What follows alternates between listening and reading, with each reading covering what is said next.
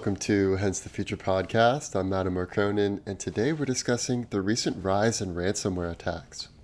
Many of these attacks have come from a Russia-based hacking group known as REvil, short for Ransomware Evil, which mysteriously went offline just a few days ago after executing a string of some of the biggest ransomware attacks in history. So in today's episode, we're going to look at how REvil and other ransomware groups operate, why ransomware attacks appear to be occurring more and more frequently now, and what we can do as cyber defenders to protect ourselves in the future. Let's start with the story of REvil. Before going offline on July 13, 2021, REvil had an incredible run of ransomware attacks. So I'm going to go through the biggest attacks that they have executed over the past 6 months, from most recent to least recent. And you've probably heard about a few of them already in the news. So on July 7th, 2021, REvil hacked a U.S. military defense contractor, HX5, whose clients include the Army, the Navy, the Air Force, and NASA. And REvil posted some of their exfiltrated data on their Happy blog to show that they had in fact exfiltrated this sensitive data. Now, it's impossible to know the full extent of what data they captured. It's kind of like in a hostage situation when the criminal sends you a pinky finger. You know they probably have your loved one, but you don't know the current status of your loved one. You don't know if they're doing other things beyond that. So it is still an ongoing developing situation. Just 5 days before the HX5 hack, REvil also hacked into Kaseya desktop management software, and they used that software to distribute ransomware to hundreds of managed service providers. REvil demanded $70 million to restore all of this encrypted data, which makes it the single biggest ransomware attack in history as far as the amount of dollars demanded. Also in June 2021, REvil hacked an American energy company known as Invenergy, stealing 4 terabytes of data, as well as, quote, spicy information on Invenergy's CEO, Michael Polsky. And the fallout from this hack is also still unfolding, but you can kind of see the different strategies, both getting sensitive data and also getting sensitive information on the people in charge as a form of blackmail to get them to pay the ransom. In May of 2021, REvil hacked one of the largest meat distributors in the US, JBS, and JBS did pay REvil $11 million in Bitcoin as ransom to restore their encrypted data. Also in May, the Colonial Pipeline was hacked. I'm sure you've probably heard about that, and this was hacked by DarkSide, which many believe to be an offshoot of REvil because they have very similar code bases. DarkSide was able to successfully shut down the largest fuel pipeline in the United States, creating gas shortages all across the East Coast, leading to rising prices in gas, and leading to just general uncertainty and low level of panic that has since subsided. In April of 2021, REvil stole information about Apple's upcoming product releases, requesting $50 million from Apple in order not to publish that data publicly. And in March 2021, REvil hacked into Microsoft's Exchange server, requesting $50 million ransom, or else they would delete and or leak all of that data. So you can see these are some really high-profile attacks, and it really points to the vulnerabilities in many current security systems and their inability to prevent ransomware attacks. So the next question I want to address is, how do ransomware groups actually operate? What happens from the ransomware attacker side of the equation? There's a really great infographic that shows how these ransomware groups operate, and I'll share this here on the video pod, but I'll also describe it for audio listeners. So the first thing to know is that there are people around the globe who make a career of hacking, and they might be white hat hackers, which means they are doing it for good. So they might be hacking systems to find bugs, to find vulnerabilities so they can fix them. Oftentimes there are actual bug bounties, so you can win money by finding vulnerabilities so the system becomes more secure and more robust. But there's also black hat hackers who usually just want to make as much money as they can without being overly exposed themselves. And many of these black hat hackers live in countries that don't necessarily treat hacking as a serious crime, so long as they don't hack the actual safe haven country wherein they live. So GandCrab, REvil, and DarkSide all appear to be based in Russia, and as long as they never attack Russia or any people who live in Russia, And as long as they're willing to do the occasional favor for Russia, maybe they are asked to hack this group or that group as a favor, then they're pretty much left alone by the authorities and they don't have to worry about the government coming and prosecuting them.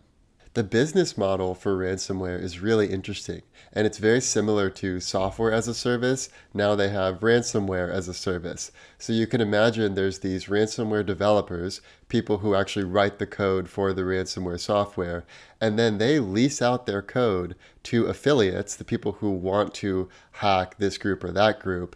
And it's very similar to how you would lease out your software to a company with enterprise software solutions. So the way this ransomware as a service business model works is you have these ransomware developers, they write the code for the ransomware, the affiliates use that code to elicit ransom in the form of payment from victims, and then the ransomware developers will take a cut and they'll give the rest to the affiliates. And this allows the ransomware developers to have less exposure. Oftentimes they will request payment up front, so even if the ransom doesn't get paid, they still get paid. And it's easy for the affiliates because they already have people who are well known in the space to write good ransomware code, and so they don't have to write it themselves. They can just work with these ransomware houses that can essentially do it all for them for a fee. And the worrying thing for cybersecurity experts is that this appears to be becoming more and more commonplace. And once you have some ransomware houses that are really effective at doing what they do, and they're willing to essentially lend out their ransomware to the highest bidder, that can create serious problems on a variety of fronts. Let's talk about why ransomware attacks are on the rise right now. The most obvious answer is that technology is more widespread now. There wasn't really any ransomware attacks until at least the 1980s, and obviously in the 1990s and early 2000s, as personal computing became much more widespread, so did ransomware attacks. And this has turned into a sort of Red Queen style arms race where cyber attackers and cyber defenders are always competing against one another. But the worrying part is that it seems like now perhaps the scale is getting tipped to the side of cyber attackers, away from cyber defenders. But we'll have to see how that develops over time because with every action there is a reaction, and this is an ongoing developing situation. The second reason ransomware attacks are on the rise is that the political climate is heating up. There are now more incentives for state-sponsored ransomware attackers and cyber attackers to go after their competitor countries. So for instance, there's competition between US and China, between the US and Russia, and various countries will have cyber attackers and cyber defenders working for them, whether directly or indirectly.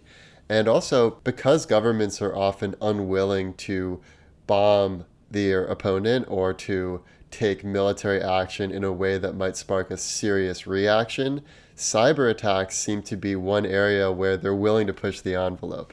As long as you're not cutting off core infrastructure that leads to dozens of people dying, normally there is not much of a response when a country gets cyber attacked. Because what can you really do? In many of these cases, Russia, for instance, has plausible deniability. These are not groups that work directly for Russia. It's more that Russia is turning a blind eye and maybe occasionally they ask for a favor, but it's hard to actually pin down Russia and say, hey, you are harboring hackers, you need to stop or else. Similarly, the US is probably carrying out very similar types of cyber attacks and cyber defenses. And so we are coming into this state-sponsored level arms race, which is heating up the environment for all parties involved. Another reason for the rise in ransomware is the rise of hard-to-trace currencies. Many people will point out that Bitcoin is one of the currencies of choice for ransom payments, but actually there is another cryptocurrency that is even better suited to ransomware, and that is Monero. Monero is a cryptocurrency that is all about untraceability. It's all about not having a record of all the transactions on the blockchain. So whereas Bitcoin is anonymous from the sense that it doesn't actually say who you are that owns the Bitcoin, it still is able to be tracked because there is a wallet address and all the previous transactions are recorded in the blockchain.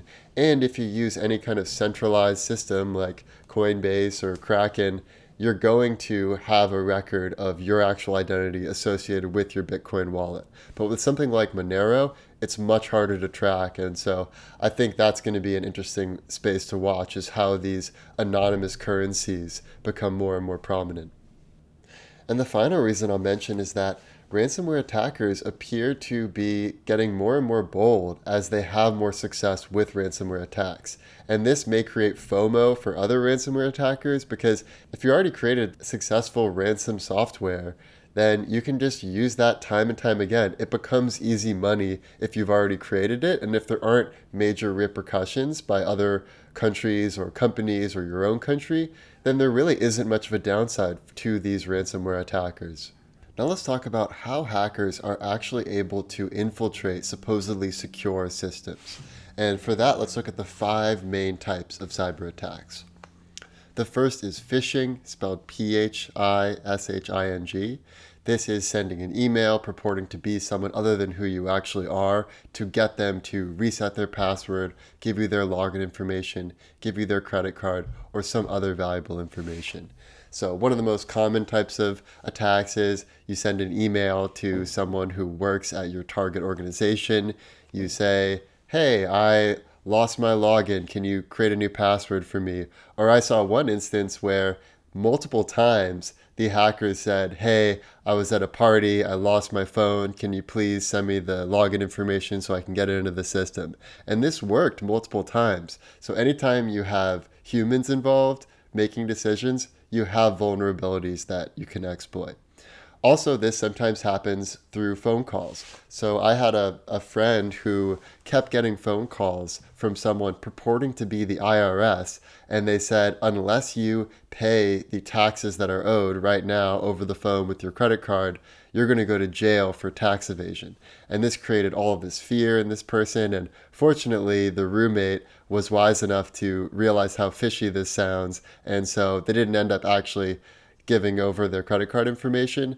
But whether it's through phone calls or emails or any other types of communication, you need to be really careful about giving anyone your sensitive login information.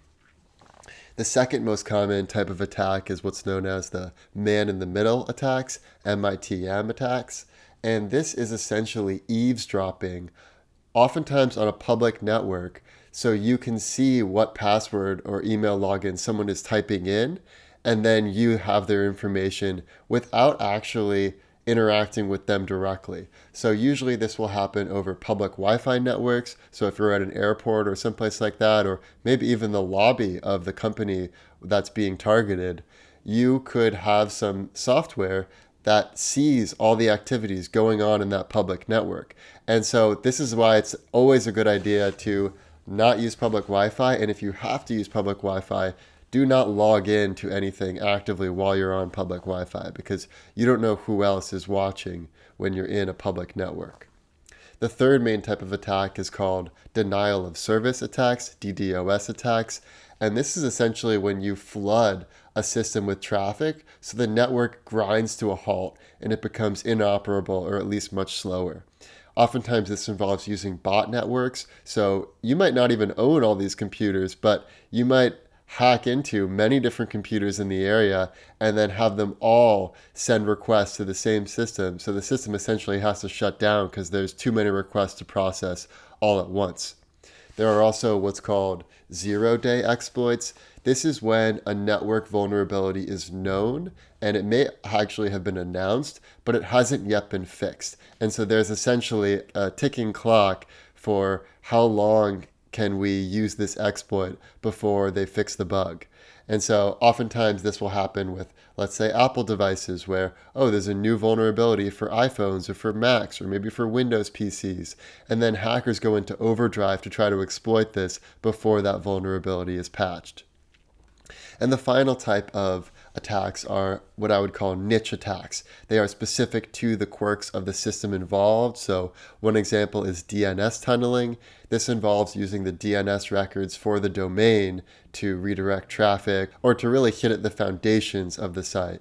There's also SQL injection, which involves injecting malicious code into a system to get information that it otherwise wouldn't be willing to give you. So it might be as simple as typing in malicious code into a search box, and that might allow you to get information that you shouldn't be able to obtain. There are many other types of niche attacks as well, but certainly the ones that I would be the most concerned about from a personal perspective is phishing attacks and man-in-the-middle attacks. Now let's talk about how to defend against ransomware attacks. The single best piece of advice, in my opinion, is to use a password manager that has end-to-end encryption. I like LastPass. There's also 1Password. There are many password managers. But the beauty of these systems is that you only have to remember one password, your master password, and then that unlocks all your other passwords. And therefore, you can have really strong auto-generated passwords with all these random numbers and letters for all your other sites, and you only have to remember one password. So this is much more secure than having the same password or the same 2 or 3 passwords that you use for everything, or having some really easily memorable password for each site, that like ABC123, right? Like that's something that people always use, and yet hackers, it's one of the first things they try when they run through all the various options of login combinations. I also have a personal rule that I will never do any business over the phone. I will never tell someone my credit card information over the phone. I also won't do anything over mail, actual physical mail, and I will not usually click on any links in an email. If I get an email from Wells Fargo telling me I have to pay some bill, I will log into my Wells Fargo account and pay it online in that portal. I will not do anything via email, because the biggest mistake people always make with ransomware is they click a link. They get some email, they're not sure, and curiosity gets the best of them, and unknowingly they download some file and boom, the system has ransomware now infecting it. The second piece of advice is to use two-factor authentication, meaning you actually have to enter a code that's texted to you or used in Google Authenticator or one of these other apps.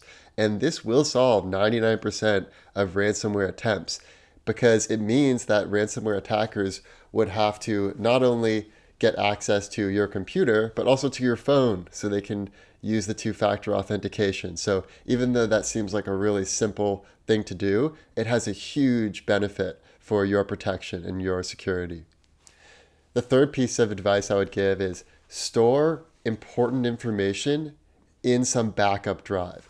In a lot of these ransomware attacks, essentially they steal the most important information for a company and they encrypt it. And in order to get the encryption key, you have to pay the ransom.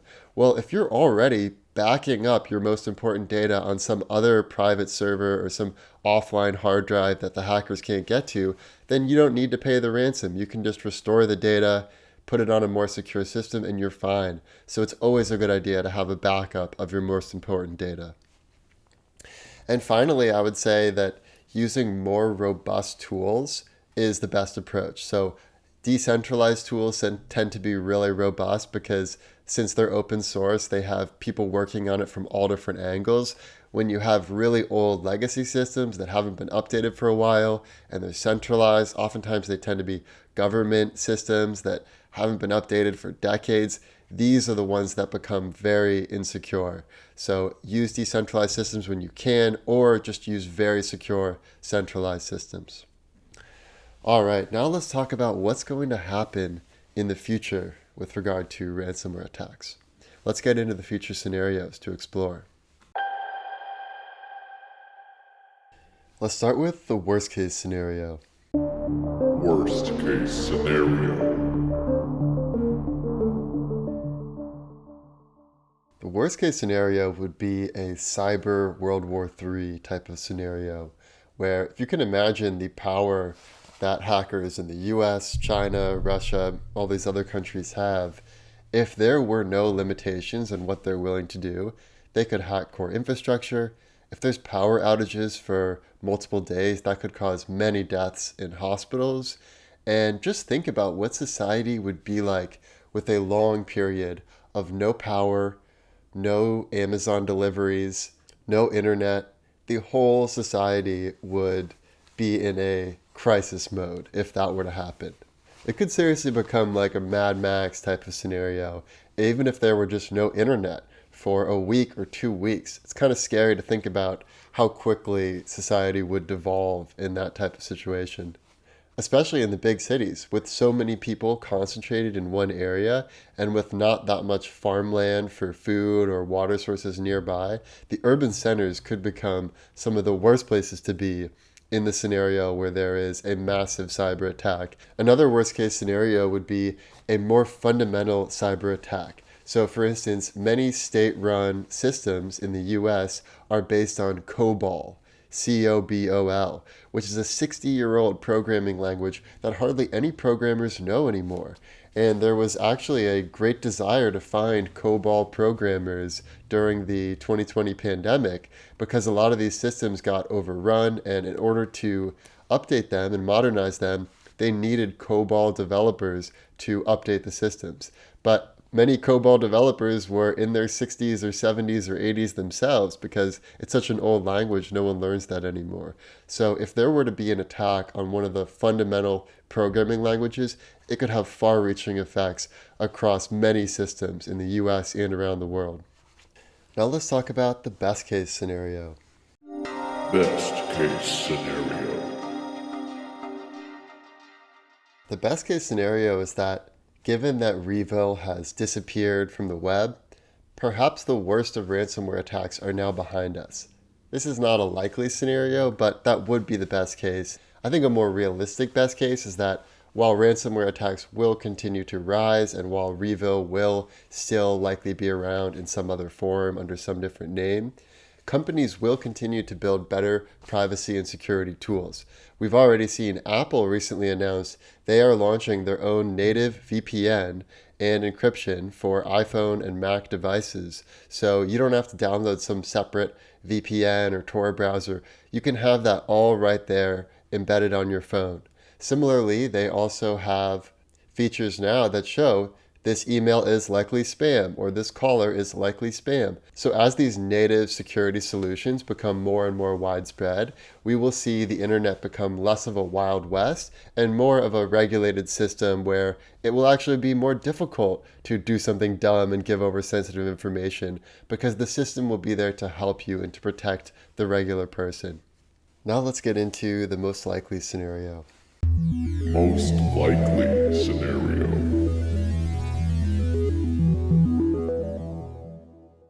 The most likely scenario is that ransomware and cyber attacks will continue to rise, and we will also see that quicken the pace of developing more robust security systems. In other words, the Red Queen dynamics of the cyber attacker, cyber defender arms race will continue.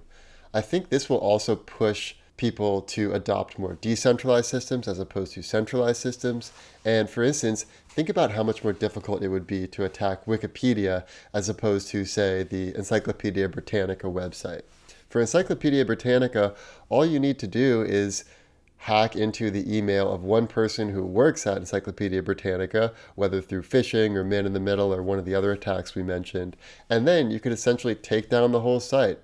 Whereas with Wikipedia, because it is decentralized, there are so many different editors who have access to Wikipedia, who can fix things when they break, that there is almost no way that you could take out all the various Wikipedia editors. And you can see this already where anytime someone edits a page of some celebrity to say something ridiculous, within a few minutes, it's gone, and that edit has been fixed, and there are systems and tools in place to react to any sort of threat that the system may have. So I think over time, the internet will move from more centralized tools and websites and servers to more decentralized tools and websites and systems. Lastly, it does seem to me like there will be more high-profile ransomware attacks to come. It feels like in the US, we have been sleeping on this issue for a long time, and it is time to wake up. I think once we see an even more serious attack than what we've had in the past, we will seriously revamp our security systems and take a closer look at decentralized solutions. Finally, for the most likely scenario for your own life, for my own life, it depends on our actions, what we do to protect ourselves. So use a password manager, don't click on any suspicious emails, and take all the necessary precautions to protect yourself against cyber attacks in the future. Hope you enjoyed today's episode. Thank you for tuning in, and I'll see you next time. The past, the present, and the future. Our computer